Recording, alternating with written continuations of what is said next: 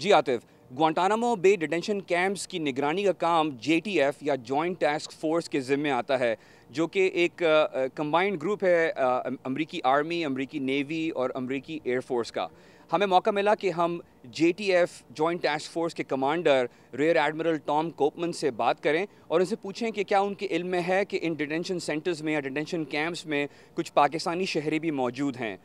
कुछ हिचकिचाहट के बाद उन्होंने इस बात का एतराफ़ किया कि यहाँ पर कुछ पाकिस्तानी शहरी भी मौजूद हैं, मगर जब हमने उनसे ये पूछने की कोशिश की कि क्या वो बता सकते हैं हमें कि उनके नाम क्या हैं और उनकी तादाद क्या है, इस हवाले से उन्होंने जवाब कुछ यूँ दिया। Are there any Pakistanis in the camps? I think there's a couple. मेरे ख्याल में चंद पाकिस्तानी हैं। So there are like 5 Pakistanis here. I don't know the exact number. मुझे सही तादाद That मालूम नहीं, sounds लेकिन probably आपका around 5 right. का अंदाज़ा शायद दुरुस्त है। Ballpark figure, yeah.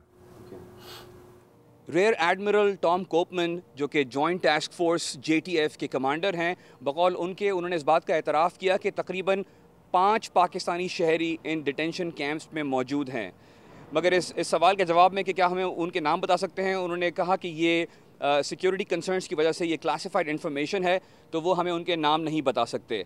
जब उनसे ये सवाल किया गया कि ऐसा क्यों है कि पिछले 8 सालों से JTF ने या ग्वांटानामो बे ने क्यों इन कैदियों को, इन डिटेनीज़ को बग़ैर किसी कोर्ट ट्रायल के यहाँ पर रखा है, इस सवाल के जवाब में रियर एडमिरल टॉम कोपमन ने कहा कि इसके लिए हमें अमरीकी महकमा दिफा और अमरीकी महकमा इंसाफ से रुजू करना पड़ेगा।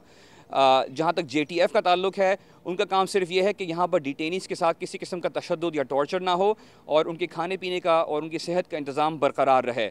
हम कोशिश करेंगे कि हम अमरीकी महकमा दिफा से और अमरीकी महकमा इंसाफ से इन सवालात के जवाबात आप तक पहुँचाने की कोशिश करें।